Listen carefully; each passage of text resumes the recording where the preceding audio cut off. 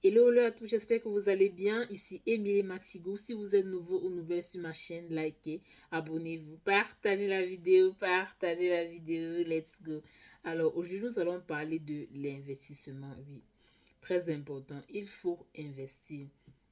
Vous savez, le salaire que vous touchez à la fin du mois ne vous rendra jamais riche, en fait. Donc, vous devez investir.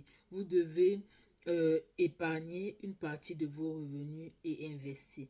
Maintenant, je veux m'adresser spécialement à ceux qui ont peur d'investir. Ceux qui se disent que oui, lorsque je vais investir, peut-être je peux tomber sur les mauvaises personnes, on peut frapper mon argent et tout, je n'aurai pas de retour et tout.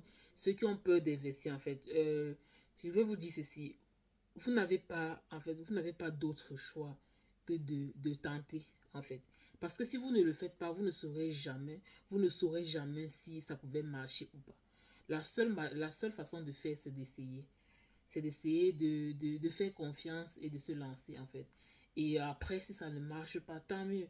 De toute façon, l'argent que vous épargnez est destiné à quelque chose. Donc, si vous n'investissez pas dans un projet, si vous ne faites pas un truc de concret avec, vous allez le dépenser, ce qui est sûr. Lorsque vous aurez des problèmes, lorsque vous serez confronté à plus de difficultés, vous allez bien évidemment dépenser cet argent que vous avez mis de côté pour investir dans les projets. Vous allez les dépenser juste parce que vous avez peur d'investir. Donc, la leçon à retenir ici, c'est que vous devez investir, mais pas investir totalement vos épargnes. Si je prends un exemple, si vous avez peut-être épargné, disons, 10 millions, l'idéal ici serait de ne pas se lancer dans une activité où vous allez intégrer tous les 10 millions à l'intérieur. Non, pas du tout.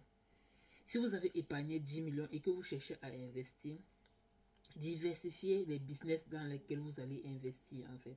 Donc, vous pouvez commencer par 1 million dans une activité, et si ça ne marche pas, ainsi de suite, vous mettez encore un autre million. Si ça ne marche pas, vous essayez. Ce qui est aussi, au fur et à mesure que vous aurez peut-être des échecs, au fur et à mesure, vous gagnerez en expérience, oui. Parce que derrière l'échec se cache un apprentissage. Donc, lorsque vous allez échouer, vous allez comprendre pourquoi ça n'a pas marché, à qui je peux faire confiance, à qui je ne peux pas faire confiance. Et au fur et à mesure, vous allez apprendre de vos erreurs. Donc, ça ne sert à rien de garder l'argent dans le compte, de dire que oui, je ne veux pas dépenser, j'ai peur, je ne veux pas investir, j'ai peur comme bouffe mon argent, j'ai peur que... Non, non. Puisque de toute façon, l'argent n'est pas fait pour être stocké. Vous devez le dépenser d'une façon ou d'une autre. Si vous le dépensez dans un problème que vous rencontrez, ça aurait servi à quoi que de dépenser dans un business qui aurait pu vous rapporter. En fait, il faut voir les choses de cette façon.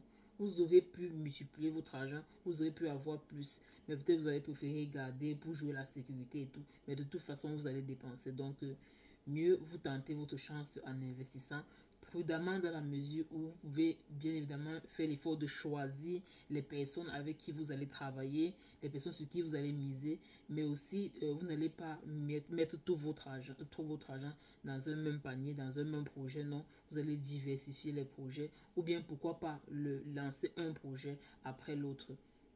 C'est toujours une bonne moyen de faire, d'être prudent dans ces investissements. Donc, de toute façon, votre argent ne sera pas, vous ne pouvez pas garder votre argent longtemps dans votre compte bancaire, vous serez amené à le dépenser. Donc, autant mieux se lancer dans un projet, pardon, autant pour moi. Cela peut marcher, on ne sait jamais. Donc, c'était la petite vidéo que je voulais vous partager aujourd'hui. J'espère qu'elle vous a plu. Euh, je voudrais, petit bonus, je voulais rajouter, je suis en France et j'offre des formations dans la recherche d'alternance, dans la recherche de job étudiant. Je monte également les CV. Bon, c'est vrai que c'est pas moi je m'occupe pas principalement de la partie CV, mais j'aide les candidats à mieux se préparer lors des entretiens, que ce soit l'entretien Campus France, l'entretien pour l'ambassade et tout. Donc, vous êtes formés, vous êtes prêts à l'entretien et si vous suivez effectivement ce qu'on vous dit lors de la formation, tout se passera très bien. Alors, c'était Émilie Matigou. Merci de m'avoir suivi et on se dit à très bientôt pour une prochaine vidéo. D'ici là, portez-vous bien. Bonne journée, bonne soirée en fonction de vous trouver, bien sûr.